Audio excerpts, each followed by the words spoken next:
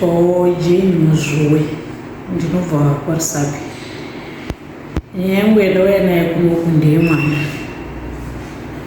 Musi wechina ndakangofonerwa makuseni nemuzukuru wangu anoitwa Kero achinditi gogo mwana ashaika. Asi kurwara kwemwana handina kuzoti mwana arwara nei, nekuti mwana ainge arona bobo wacho. Mwana uyu ainge aine 4 years 11 months. Saka nguva yandakafonera bamukuru ndichivati bamukuru wakadiwana, ndozvandakawaita. Wakati wana wazvaita sizvizvi ndiri mukombi, kana ndichinge ndadzika mukombi ndichakufonirai. Saka wakadzika wachibva wandifonera wakati nematambudziko, mwana atisiya, pisa ashaika. Ndikati mati zvikanzi ndozvandikutotaura. Ndikati kochitaurirai kavabereki vangu nekuti ini ndiri mumaoko evabereki vangu ngozina baba wacho titakaseparata. Ndopa wakati isusu hatina izvozvo, hatiiti izvozvo, iwe taurira vabereki vako, sisi wangu wachibva wabvuta foni. Ndopa wakati ko bamunini muri kuti kudii? Ndopa wakati ndipei nhamba dzana sekuru maiguru, bva wapuhwa nhamba dzedze. Ndopa wakafona musha wedu kuinyati maini, wana sekuru ratiputsa but tiri kugadzira mari yetransport, tiri kukutumirai mari yebhazi kuti muone kufambisa mwana ashaika. Saka takagara seizvozvozvo, kwakabva kwauya meseji mufoni mangu, iri mufoni yazvino yakadzimai, chinzi nemwana wabamukuru ari kumusha iko kanonzi Eva Joy, mama guva remwana raakutocherwa, dzedziri kumapast 7. Nindopa ndakadzemakuseni mwana akashaika na3 iwo wachitsanangudza. Guva remwana raakutocherwa makuseni anaya, ko baba wacho wari kweri? Because baba wacho wangu wari kuBulawayo. Zviri kumbofamba sei? Vanhu vabva kufona izvezvi, vanhu veumba kwedu vatoti amira tigadzirire tione kufamba, iwo timirira maRusape topfuura tichikutora. Ndopa ndakafona feedback ndikati kunoku zviri kunzi guva remwana rakutodini, rakutocherwa. Ndopa wakanditi iwewe chisimuka ufambe uende, usasatimirira. Tichafonera sisi wako ari kuguta urari, kuna sisi wangu anoitwa Muzvuwe ari kuguta urari, ndoe tichafonera mundosangana ikoko. Ndakasimuka zveshura ndikapinda muroti, ndikapinda muno mamutare by 1 o'clock ndasvika kwaDerembo, muvhireji rekwaDerembo. Ndasvika ndakatanga kusangana nemumwe murume muroti, achibva nditi nematambudziko maipisi, but nyaya yacho haigamuchireki, mwana atofoshera. Saka ndakangoti ndozvaitika, zvikanzi pandati alright, pandafamba. Sisi bva wanditi ndasvika, ndakamira pamba peshamwari yako, vandati fambai, kozi pamba pamwe nongo wasikapazivi, fambai ndoya ndichikutorai. Vandatopfuura, ndakapfuura neroti, vandandotambira sisi bvatadzoka pamba pepaine rufu. Takasvika zveshuwa mwana weko, tikachema, hatina munhu akatidaira.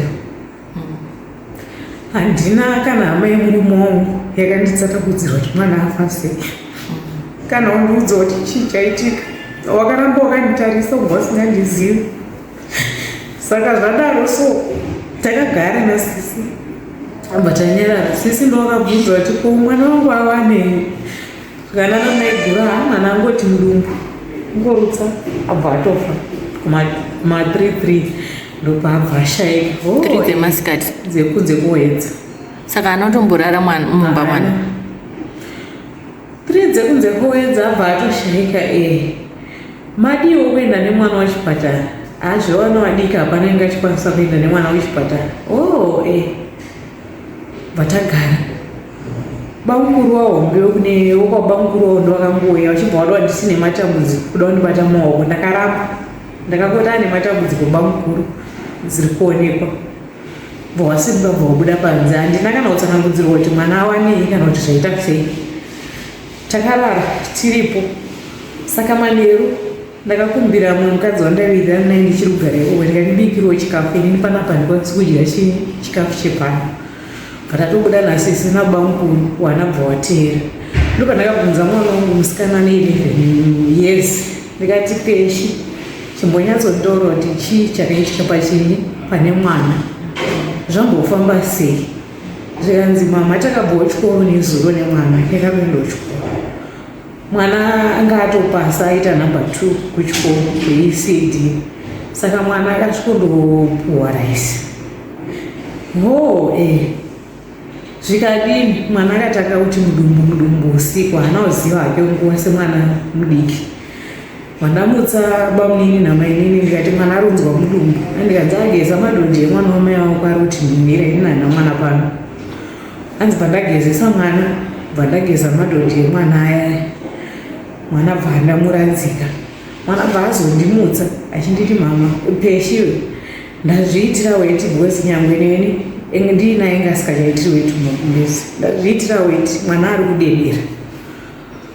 Hanzi ndo pandakamutsa bamunini vaimuone zviri kuita chii mwana ndopawakauya vachiona zviri kuita mwana amba wati chinja mwana bva apfekedzwa zvinodziya bva wasiya mwana wabamukuru ari pane vari form 3 mukomana ndiye akabva arara nemwana ndiye akazoenda kunomutsa bamunini achitohaimuone kuti mwana ari kuita sei ari kufema sei. Mwana aindo pakati peshi nditakura ana pesho yabva ndatakura mwana vatinyatsondibata zvakanaka bva abatwa zvakanaka andopakatanga kupidigura maziso. Achipedza kupidigura maziso ndopakaburitsa furo mukana dumbu richibva rangozvimba nguva yacheyo. Ivo vachitsanangudza kuti mwana akashayikwa namai guru paiti mwana akashayika na3 dzemakuseni by 10 o'clock mwana afushire. Baba wacho akazongofonerwa kubulawayo vachinzi mwana ashayika asi mwana tatowika. Havana kutomboudzwawo kunzi mwana ashayika before avigwa?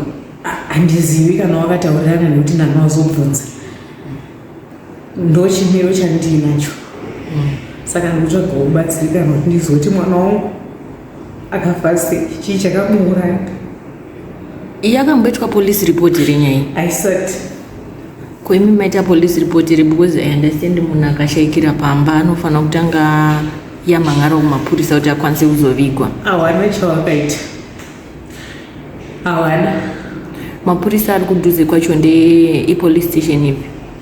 Pane 22 miles neguta Urare. Ndo ari padhuze ikoko. Alright.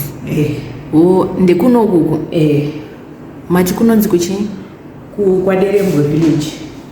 Village Maderembwe. Panonzi pani? Pamufute. Pamufute pani pacho exactly? Pamaipita Mufute. Alright. Ko ndanzwa muchitaura nyaya yekuti mwana akadya raisi. Anga apiwa nani raisi iri komanero anozodya sadzi?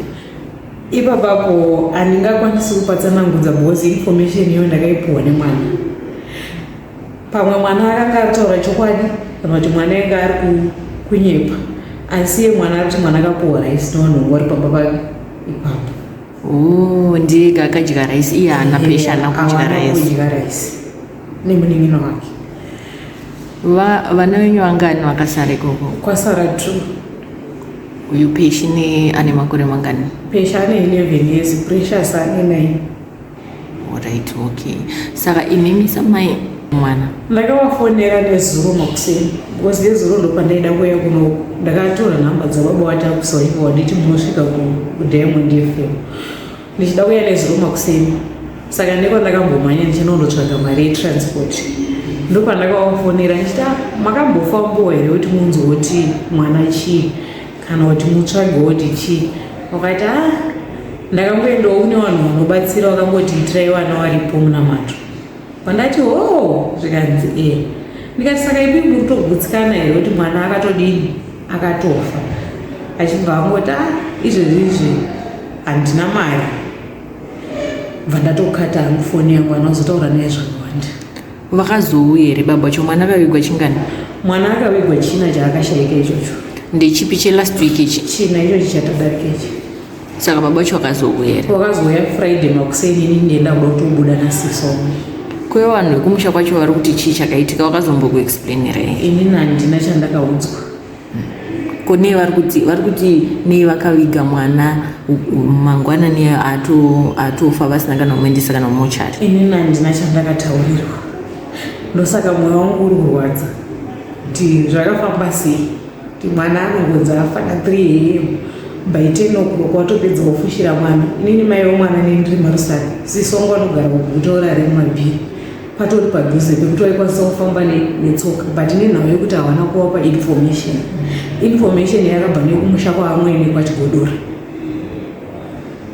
Zvekuti dai pasina akatokudzewe kwaamwene, dai kusina akataurira ziso wangu kwaamwene, dai ndisina chandinoziva.